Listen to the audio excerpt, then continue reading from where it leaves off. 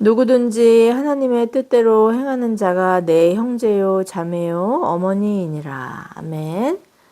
오늘 마가복음 3장 31절에서 35절까지의 말씀, 예수님의 가정사역이라는 제목을 가지고 함께 은혜를 나누고자 합니다. 인간은 이 성삼위 하나님의 가족으로 창조되었습니다. 복음서의 그 이스라엘 족보는 최초 인류가 창조주 하나님의 피조물임을 증거하고 있죠. 처음 인류인 아담과 하와의 타락으로 하나님과의 그 깨어진 관계를 회복시키기 위해 하나님이신 예수님이 사람이 되셔서 동정녀 마리아의 몸을 통해 아기의 모습으로 이 땅에 오셨고, 그 예수님을 믿음으로 타락한 인류는 하나님이 처음 뜻하셨던 이 질서대로 다시 하나님과 화목한 자녀로 회복되었다고 성경은 그렇게 말씀합니다. 이것이 하나님께서 계획하신 가족의 의미죠. 처음 사람인 아담이 자신과 같은 사람이자 또 남자와 상호 보완적인 그 존재로 창조된 이 여자 하와를 처음 보고 외친 그 탄성이 무엇이었을까요? 이는 내 뼈 중에 뼈요, 내 살 중에 살이로다. 이 말의 의미는요, 히브리어에서 이 시적인 표현으로 너는 나와 한 몸이다, 너는 나다, 이런 의미를 갖고 있어요. 하나님은 이 아담과 하와가 연합해서 자손을 많이 낳고 하나님 보시기에 좋다고 말씀하신 세상을 가득 채우라고 그렇게 명령하셨어요. 그리고 그들에게 위임하신 이 피조 세계를 돌보고 다스리는 왕 같은 제사장의 직분도 주셨죠. 하나님의 사랑 안에서 서로를 한 몸으로 인식하고 또 내 몸처럼 사랑하라는 것이 이 사람을 하나님의 가족으로 부르신 뜻이었습니다. 비록 타락 이후에 이 질서에서 분리되어서 하나님 의존적인 존재가 아니라 자기 중심적인 그 이기심을 우상처럼 떠받드는 그런 짐승과 같은 비참한 지경에 이르긴 했어도, 이런 타락한 인류가 이 하나님의 거저 주시는 내리사랑을 가장 잘 구현하는 곳이 바로 가정입니다. 사람은 짐승들과는 다르게 이 양육을 받지 못하면 살 수 없는 철저히 부모에게 의존적인 존재죠.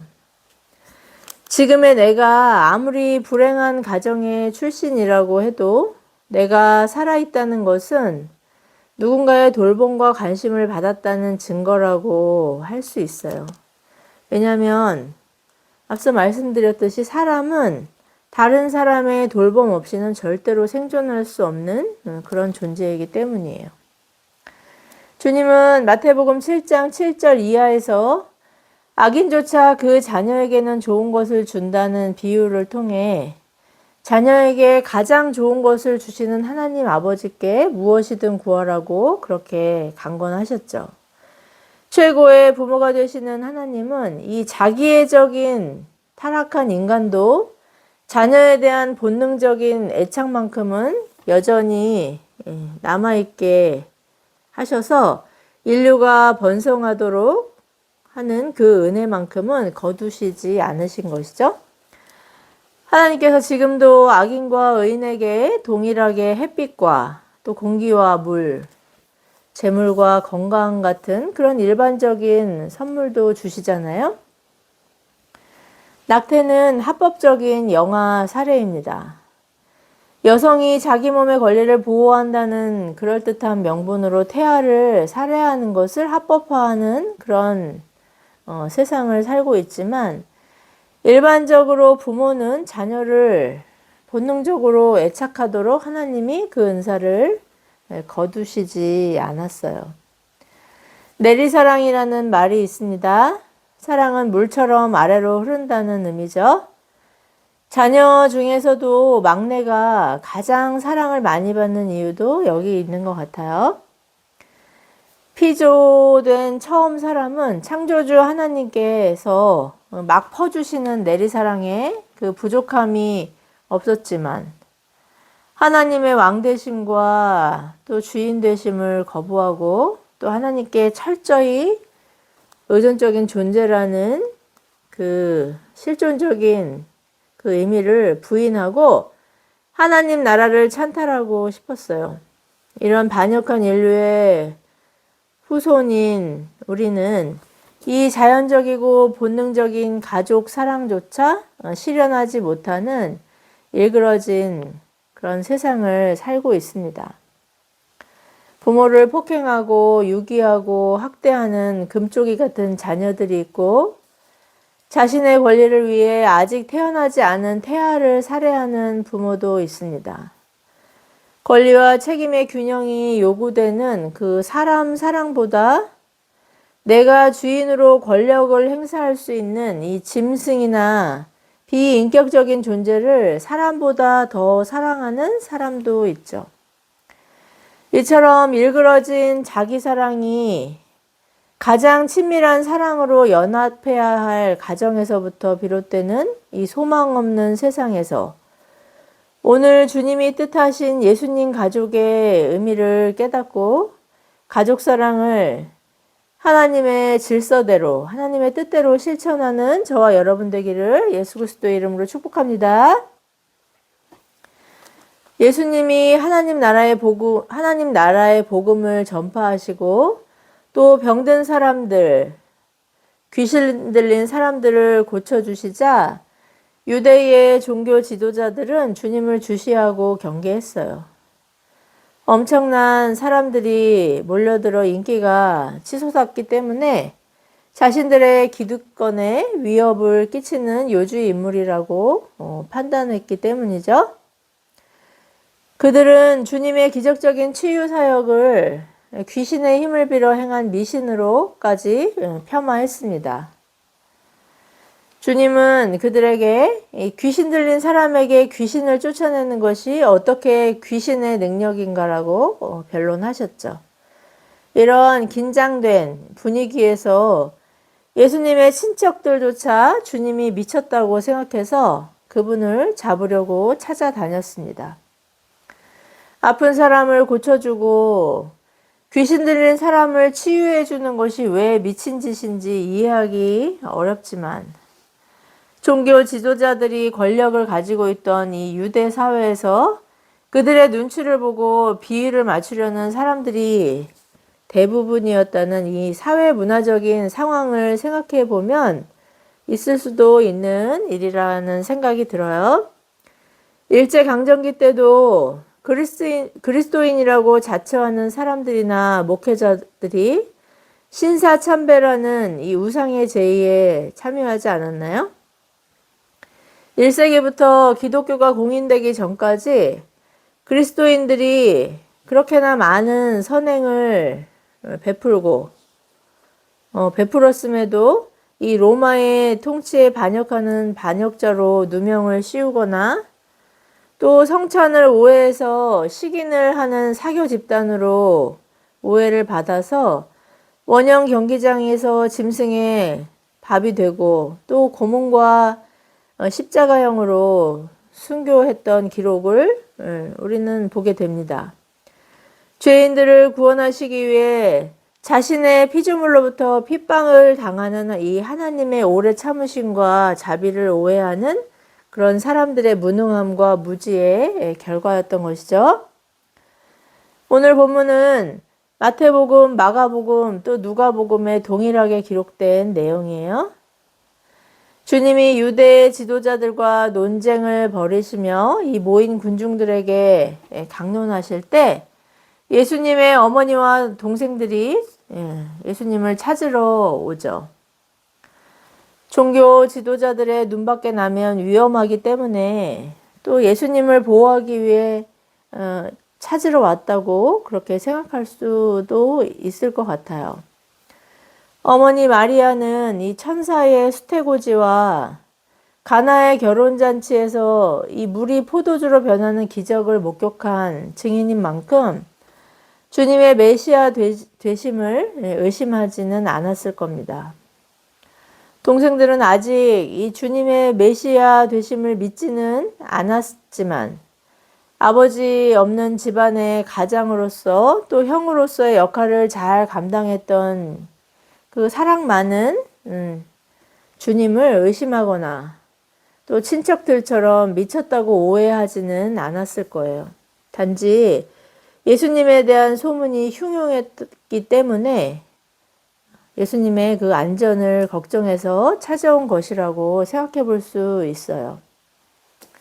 그런데 주님은 말씀을 듣고 있는 많은 사람들 앞에서 혈육으로 맺어진 가족이 이 찐 가족이 아니라 하나님의 뜻에 순종하는 사람들의 공동체가 찐 가족이라고 그렇게 말씀하고 계신 거예요. 주님과 당연히 찐 가족이라고 믿고 있던 어머니와 형제들이 이 말씀을 들었을 때 좀 무안하지 않았을까 하는 그런 생각을 해보게 됩니다. 좋은 아들, 좋은 형이자 오빠였던 주님과는 맞지 않는 것 같은 그런 말씀에 상처를 받지는 않았을까요? 지금은 가족을 전통 사회만큼 소중하게 생각하는 것 같지 않기 때문에 이 말씀의 의미가 크게 와닿지 않을 수 있지만 당시 유대 사회에서 가족은 이 생존의 기반이자 삶의 이 기초였기 때문에 무엇보다 소중한 지지 기반이었습니다. 그런 혈육을 부인하라고 하신 말씀은 당시 이 말씀을 듣는 가족들이나 사람들에게 상당히 충격적인 그런 말씀이었을 거예요. 장자에게 2배의 유산을 물려주라는 그런 율법도 부모와 함께 가정 경제를 책임지는 자녀들의 권리였습니다. 장자는 갑절의 유산을 받아서 자기 혼자 잘 먹고 잘 사는 것이 아니라 부모 대신에 동생들을 돌봐야 하는 책임이 있었기 때문이죠. 돌봄의 책임은 지지 않으면서 권리만을 주장하는 지금의 가족 문화가 얼마나 하나님의 뜻에서 멀어졌는지를 점검하게 되는 말씀이에요. 혈육의 가족을 부인하는 것은 부모 건건과 형제 우애를 명하신 하나님의 그 말씀과도 맞지 않아요. 그러나 육적인 가족이었던 그들이 이후에도 주님과 끝까지 동행한 기록을 통해 주님의 말씀의 의도가 무엇이었는지를 그들이 알았다는 것을 보게 됩니다. 오늘 말씀을 오해해서 신앙을 반대하는 부모나 형제를 배척한다든지 가정을 버리는 사람들도 실제 있지 않나요? 선교사의 소명을 받았는데 아내와 자녀들이 반대해서 갈등한다는 분의 사연을 들었습니다. 어떻게 해야 할까요? 하나님의 뜻인 선교사가 되기 위해 가정을 버려야 할까요? 이단들이 사람들을 미혹할 때 쓰는 표현이 바로 이런 것이죠. 진리를 모르는 내 가족은 더 이상 가족이 아니다. 마귀다. 우리가 진짜 가족이다. 그들을 떠나라. 그들을 버려라. 연락을 끊으라고 그렇게 미혹하지 않나요? 이런 걸 보고 가스라이팅이라고 하는데요. 부모가 또 친구가 또 연인이나 배우자가 나를 사랑해서 나의 이익을 위해 권면하고 강권하는 것과 아니면 나를 착취하고 이용하고 도구화해서 고립시키고 무력하게 만드는 가스라이팅을 잘 분별해야 하는 이유가 여기 있습니다.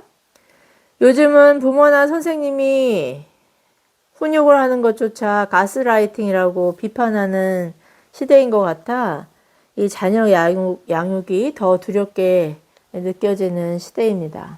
그러나 주님은 혈연으로 이어진 가족과 관계를 끊으라는 뜻으로 이 말씀을 하신 것이 아니죠.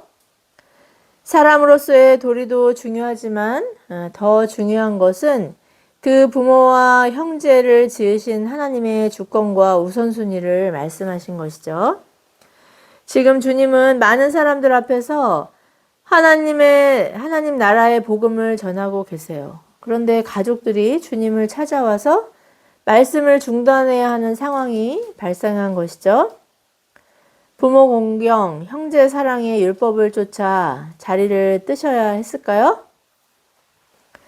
주님은 마가복음 1장 38절 이하에서 주님의 말씀과 기적을 체험한 사람들이 주님을 붙잡으려고 하자 그들의 요청을 거절하시고 당신이 오신 이유가 복음을 전하고 택하신 사람들을 치유하기 위한 것이기 때문에 다른 곳으로 가신다고 그렇게 말씀하셨죠? 이것이 하나님의 뜻이었기 때문에 주님은 사랑하는 어머니도 동생들도 물론 중요하지만 당신이 오신 이유인 복음 전함이라는 하나님의 뜻을 우선순위에 두신 것이죠. 아마 이제 강론을 다 마치시고 가족들과 함께 가셨을 거예요.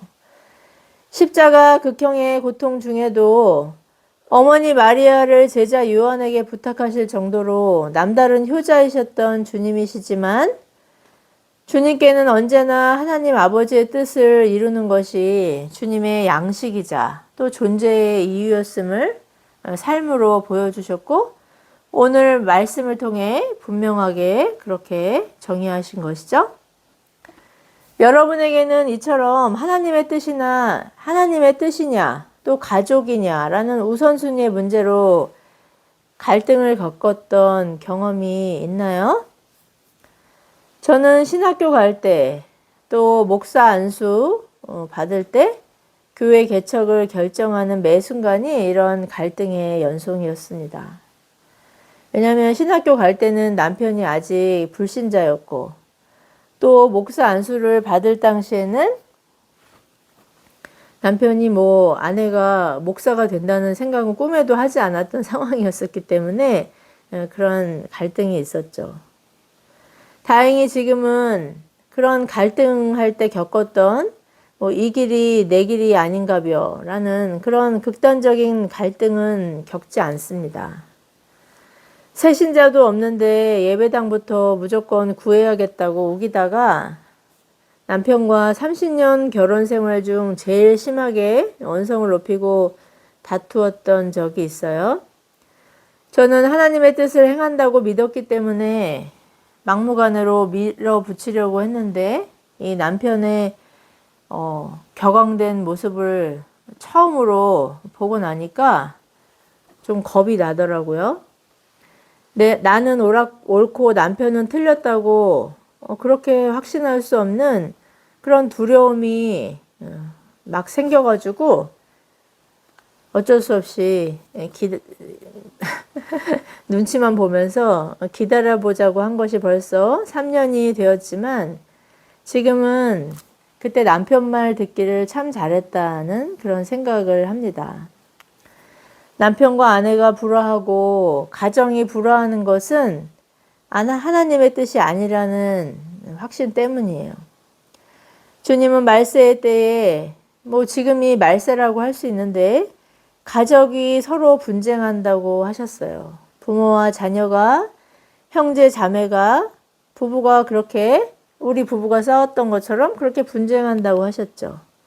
그러나 모든 것을 이 말씀에 적용하면 안 되는 이유가 여기에 있어요. 하나님의 자녀와 세상의 자녀가 마지막의 때에 극명하게 그렇게 분리되고 드러난다는 의미로 이 말씀을 해석해야지 내 뜻이 무조건 하나님의 뜻이라고 그렇게 우길 수 있는 근거가 되는 말씀이 아니라는 것이죠. 가정교회로 화목하게 함께 예배드리는 것이 분립으로 불화하면서 남편 따로 아내 따로 아이들 따로 예배하는 것 중 어떤 것을 하나님이 기뻐하실까 분별할 필요가 여기에 있는 것이죠. 위로부터 난 지혜, 또 하나님께서 주시는 그런 은사는 성결하고 화평하다고 야고보서 기자는 그렇게 말씀하지 않았나요? 주님의 말씀의 의도는 진리를 지키기 위해서는 나의 가장 귀한 것도 포기할 수 있어야 한다는 의미입니다. 저에게는 교회 분립이 가장 소중한 목표였기 때문에 누가 뭐래도 예배당부터 세우자는 욕심이 있었습니다. 가정의 평화를 위해 그 욕심을 포기한 것이죠. 주님의 요한복음 4장 말씀처럼 하나님은 영과 진리로 예배하는 자들을 찾으시지 예배당을 찾으시는 것이 아니라는 것을 깨닫게 되었죠. 믿지 않는 남편, 믿지 않는 아내, 믿지 않는 자녀들이 나의 가족일 때 이런 불신자 가족은 사탄일까요? 말세 때 하나님께서 버리시는 그렇게 유기된 사람들일까요? 아닙니다. 이 사람들은 바로 사랑하라고 주신 우리의 가족이에요. 그들을 통해 믿음 없었던 나의 지난날을 반추하게 되고 내가 믿겠다고 주님께 매달린 것도 아닌데 안 믿겠다고 도망치던 나를 끝까지 쫓아오셔서 예수 그리스도의 생명의 가족으로 연합하게 하신 하나님의 그 은혜를 깨닫게 하는 표징이 바로 불신 가족임을 항상 기억할 수 있는 저와 여러분 되길 바랍니다. 저에게도 매주 이 교회를 떠난 둘째 아들을 보면서 깨닫게 하시는 말씀이죠. 가정은 내가 받은 그 감당할 수 없는 은혜를 우리 불신 가족에게 증거하라고 보내신 사명지이자 선교지임을 기억하면서 하나님의 구원의 계획이 그 가족을 통해 성취될 것이라는 기대와 소망 가운데 아직 주님을 모르는 그런 연약한 가족을 섬기고 사랑하는 저와 여러분 되기를 축복합니다. 더하여서 갈라디아서 6장 10절에서 이 사도 바울의 겉면처럼 이미 그리스도의 생명 안에서 연합된 믿음의 가정들과 지체들에게 우리의 자원과 은사를 아낌없이 나누고 하나님 나라의 부요함을 증거할 수 있길 바랍니다. 요한복음 10장에서 내가 온 것은 양으로 생명을 얻고 더 풍성하게 얻게 하기 위함이라고 하신 주님의 말씀을 기억하면서 주님 가족의 은사를 우리의 섬김과 나눔을 통해 온전히 증거할 수 있는 저와 여러분 되기를 예수 그리스도의 이름으로 축복합니다. 기도하시겠습니다. 우리의 완전하시고 또 최고가 되시는 하나님 아버지, 이 시간 말씀을 통하여 하나님과 영원히 분리되어서 하나님 주시는 온갖 좋은 은사들이 어떤 것인지를 알지 못하고 내게 있는 모든 것이 내 것이라고 그렇게 주장하며 멸망을 향해 달려가던 우리들을 예수 그리스도의 생명으로 가족되게 하신 그 은혜에 감사와 찬양을 드립니다. 이 주신 은혜와 은사가 너무나 소중하기에 나처럼 주님을 모르던 때 그렇게 주님을 대적하던 우리의 가족들, 불신 가족들과 또 이웃들을 주님의 그 긍휼의 마음으로 바라볼 수 있는 영안을 열어주시고 그들을 향한 하나님의 그 십자가의 피 묻은 사랑을 우리의 섬김과 나눔을 통해 온전히 증거할 수 있도록 우리를 거룩한 의의 도구로 사용하여 주시기를 간절히 사모합니다.